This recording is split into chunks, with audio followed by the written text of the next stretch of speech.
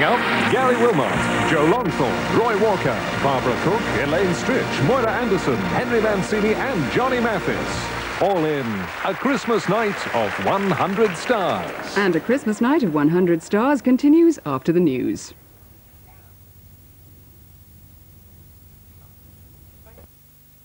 The Texas end-of-year sellout ends 6 p.m. Wednesday. £3 million worth of surplus stock slashed in price. It ends Wednesday at Texas. Be there.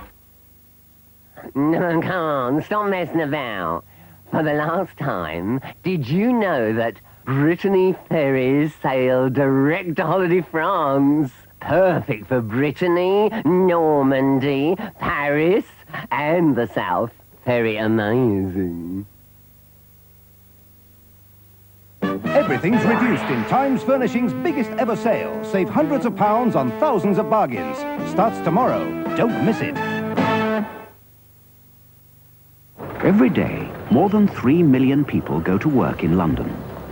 Many of them may well have found their jobs in the pages of the London Evening Standard. In the last 12 months alone, the London Evening Standard carried advertisements for over 250,000 jobs, around 1,000 jobs a day. If you're looking for a job, or a better job, it could pay you to look in the London Evening Standard. The London Evening Standard, a great newspaper for a great city. Tomorrow sees the start of something dynamic, something very big. The day Army and Navy and D.H. Evans start their sale.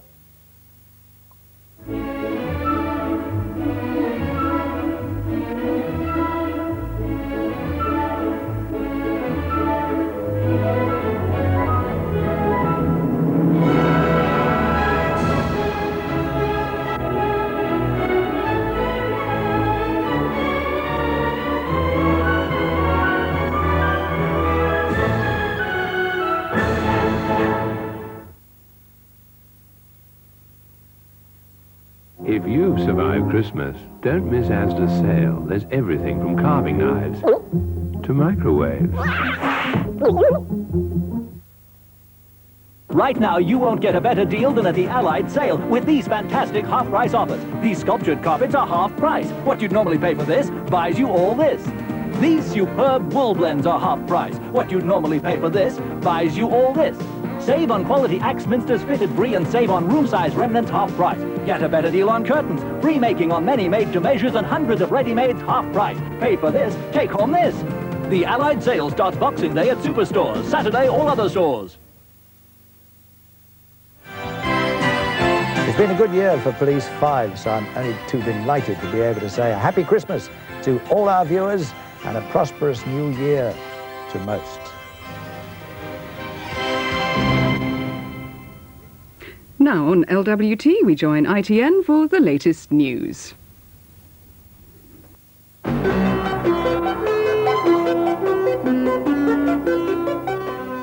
"12 drown as British tanker sinks off Iceland." Hijack survivors tell of mid-air battle with guns and grenades. Botham and Small destroy the Aussies. And new boy Steve Hodge helps Spurs hammer the Hammers. Good evening. Iceland Coast Guard say they can't explain the shipwreck today in which 12 seamen, 6 of them Britons, were lost. They say the tanker Sinetta was 2 miles off course and the rock the vessel hit would have shown up clearly on radar. The British-owned tanker struck and capsized just off the east coast of Iceland. An Icelandic freighter, Suderland, went down yesterday 300 miles to the northeast. A letter found on one of the bodies from the Sinetta says she could only do 5 knots and the automatic pilot wasn't working. Earlier today, the hull of the Sinetta was clearly visible above the waves before finally sinking. But in last night's darkness and heavy seas, rescuers had difficulty finding her after her crew had given an incorrect position in their Mayday signal. The 1,260-ton tanker, owned by Syndicated Tank Ships Limited and registered in Gibraltar, had 6 crew members from Britain and 6 from the Cape Verde Islands on board when she left Liverpool on Saturday. She was to pick up a cargo of cod liver oil from Eskifjordur on the east coast of Iceland, but at about midnight last night, in relatively good weather, she hit the 500-foot-high Skruder rock not far from her destination. This island the ship hit is a steep rock, and should give a very good radar deflection. So the ships shouldn't have been in that position at all? No, it should have been either a couple of miles to the west or to the east. The crew apparently couldn't get into their life rafts, but instead threw themselves into the waves as the ship heeled over, still afloat but firmly aground. The first of 12 Icelandic fishing boats arrived an hour and a half after the Mayday signal. The first body was recovered a little over an hour later. Just before 3, one crewman was found alive but died on board a fishing boat shortly afterwards. 7 bodies were picked up, 2 others slipped out of their life jackets and sank as they were being recovered. 3 other crewmen are missing, presumed dead. Survivors of the Iraqi jet hijacking, in which 62 people died, today told the world what they went through. A 20-minute gun battle in midair and a crash landing that was like a scene from a nightmare. Iraq blames Iran. The Iranians say they weren't behind the hijack. The Iraqis say the hijackers travelled from Yugoslavia to Baghdad with Lebanese passports. At Baghdad, they boarded the 737 bound for Amman in Jordan, but forced it down at Harar in Saudi Arabia. Today, the survivors talked about their 20-minute ordeal. One man said, "The plane was full of smoke so thick that you could not see your fingers." The plane crashed and he escaped minutes before it broke in two and exploded. The former Jordanian Interior Minister was among the survivors who arrived in Amman last night. He said the hijackers, who were pro-Iranian, exploded a grenade in the air. After 1 minute also, we had another bomb in the tourist class. And we heard also shooting. And man or body of man came near our feet. Then there is smoke, and we feel that the aeroplane tried to be down and down. Talks about 20 to 22 minutes after these problems till we crashed the ground. President Reagan has appointed America's ambassador to NATO, Mr. David Absher, as a special counselor to coordinate White House evidence to inquiries into the Iran arms sales. He'll have cabinet rank. Here, the Electricity Generating Board has launched an inquiry into an explosion at a South Wales power station. Several thousand gallons of oil leaked from the coal-fired Aberthaw station near Barry when a transformer blew up. The transformer which failed is one of 9 at Aberthaw and will cost £1.5 million to replace. The explosion blew out the front of the building, but the fire which followed was put out by automatic control equipment.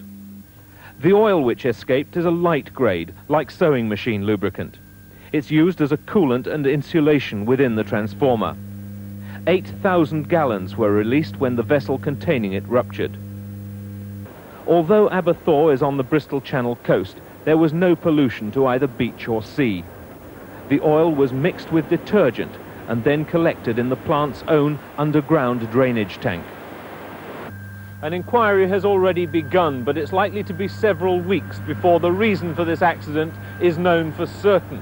And it could be several months before the £1.5 million transformer is back in action serving the national grid.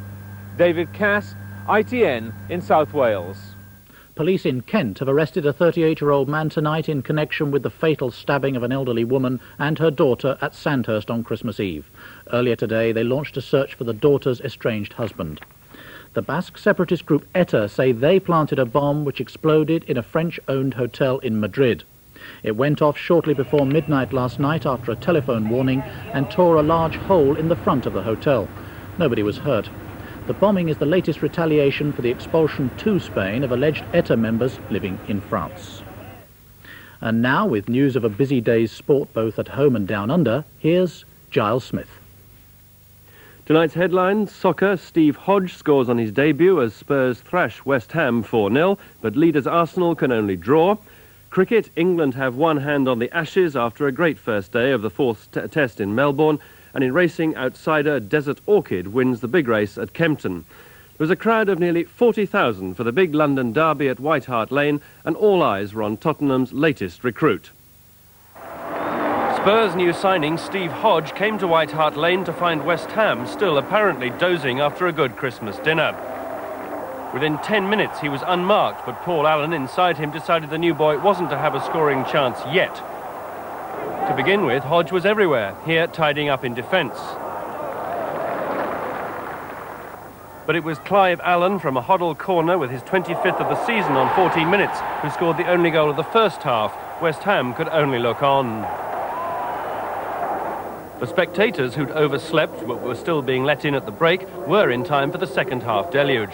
For the first, Paul Allen this time passed, Paul Parks hardly moved, and Hodge had his first goal in return for the £650,000 transfer fee. Next it was Hodge to Clive Allen to namesake Paul. And finally, with a flick from Hoddle, an only parried shot from Hodge, that man Allen, Clive, again, number 26 of the season. Spurs 4, West Ham 0. It was Arsenal's centenary birthday yesterday. This morning they took on Leicester, looking distinctly hungover. After 6 minutes, the first move of any quality put Leicester's Wilson in the clear. The cross left Williams struggling, and Moran put it away. Arsenal just about deserved the equaliser, even though the handball by Feely was less than deliberate. Martin Hayes blasted his 13th of the season, and everyone looked forward to a memorable second half. Sadly, it never materialised.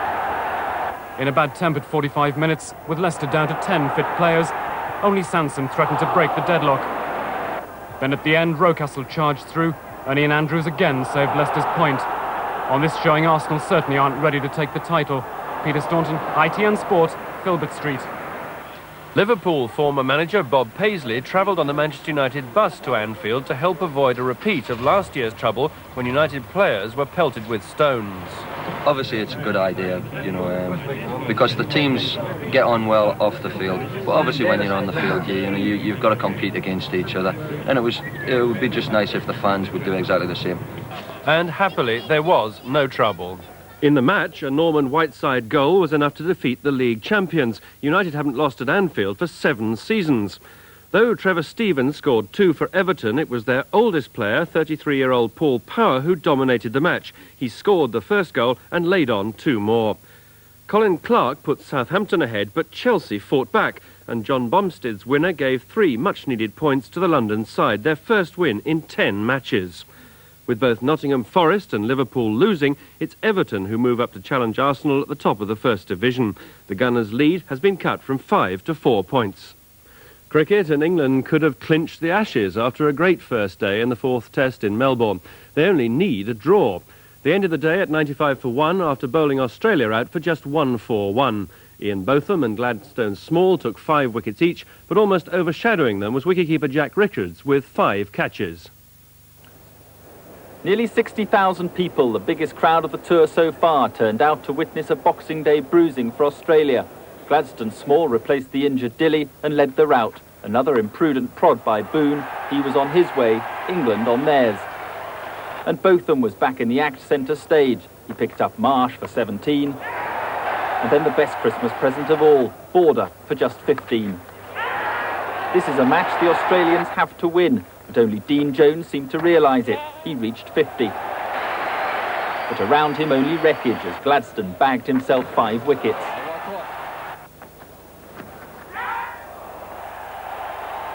Tim Zura caught the festive mood and handed a belated gift to Botham. Oh, and he's got him. And when McDermott skied a pull, Richards ran a mile to give Botham another milestone. 5 wickets in a test for the 27th time, a world record. Australia were all out before tea. The honours were shared and the smiles said the Ashes were secure. Only a disaster can prevent England winning this match, and Broad and Athey again produced a solid start. Athey went for 21, but England and Gatting are where they've been throughout the series, in the driving seat. Mark Austin, ITN Sport, Melbourne. Racing, an outsider, Desert Orchid, led all the way in Kempton's King George VI ranked chase. Desert Orchid jumps it well. Desert Orchid clear from Forget and Dorlatch as they race up towards the line. It's Desert Orchid. First, Desert Orchid 16 to 1. Second, Dorlatch 10 to 1. Third, Boland's Cross 9 to 2. The Queen Mother presented the prizes for Simon Sherwood. A last-minute ride ended with champagne. And the bubbly could even be on ice in Melbourne by tomorrow night. Just one of the contests we'll be reporting on tomorrow in another full day of sport. Finally, Lola the elephant has shown a certain disdain for Christmas. She was drafted in as a reindeer in Eastbourne. She didn't like it, dumped Santa in a flower bed and careered off with the sleigh, smashing into 2 parked cars. She stopped on the steps of a hotel, leaving the good life to the human revellers. And that's all from the Boxing Day team here at ITN.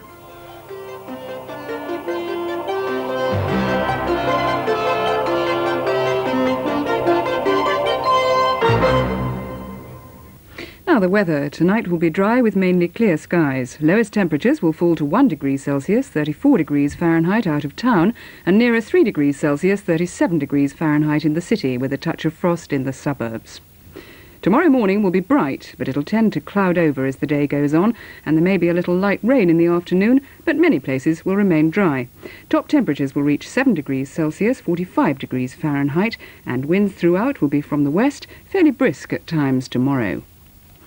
Stay with us for the second part of A Christmas Night of 100 Stars. That's next. Now, Allied open a revolutionary new superstore in Thurrock with sensational opening sale offers. Discover a superb choice of lounge suites from £399 to £2,000, all in beautiful real room sets. Save on curtains with free making and hundreds of half-price ready-mades. Choose from the best in bedroom furniture and save up to £100 on famous name beds. Save on carpets too, with over 3,000 different styles, many at half price, and hundreds with free fitting. Your new Allied Superstore opens Boxing Day at Tunnel Estate, Thurrock. Fly. Fly free all the way to Miami to begin your Royal Caribbean cruise, from one glorious sun-baked island to another. How to fly free with Royal Caribbean is described here. See your travel agent or ring 01200 0200 for your free Royal Caribbean brochure. Selfridge's sale starts Monday. Selfridges, there's no sale like it. And we're open Saturday 9 till 6.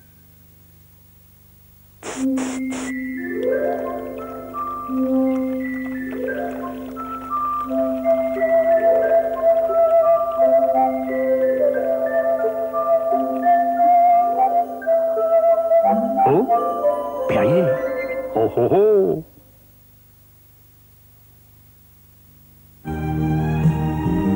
Thomas Cook has cut the brochure price of over 1 million holidays from leading tour operators. So don't just book it, Thomas Cook it. Sergeant Tom Gunny Highway, Congressional Medal of Honor winner, over 30 years in the Marine Corps. His battles never end. Did you know that at Nationwide, there's an account that gives you more for your money than the average saver gets? Just by putting as little as £500 into a Nationwide Bonus Builder account, and straight away, we'll lift your savings onto higher interest. And the more you save, the more the interest rate rises. Of course, you may want your money quickly, perhaps for that weekend break. Well, it's yours. No penalty, no delay. To lift your savings above average, it's Bonus Builder from Nationwide. Where are you destined for? Find out in Your Stars for 87, an exclusive 32-page colour special with the Sunday Express this weekend. The Alders sale starts Saturday, 9 a.m. Whatever you're looking for, you're going to find a real bargain. From beds to furniture to electrical goods and fashion. The Alders sale. If you're looking for a bargain, we're going to give you a wonderful surprise.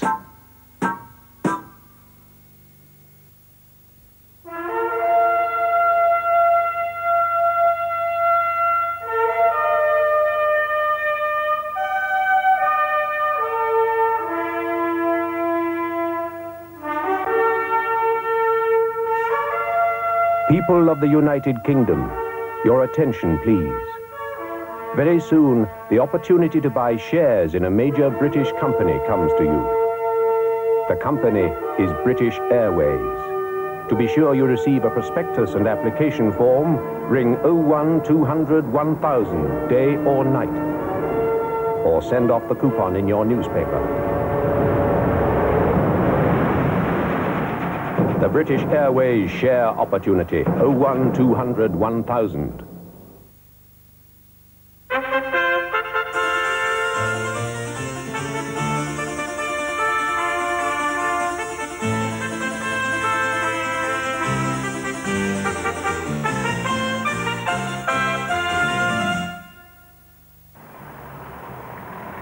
Welcome back to the Palladium and a Christmas night of 100 stars.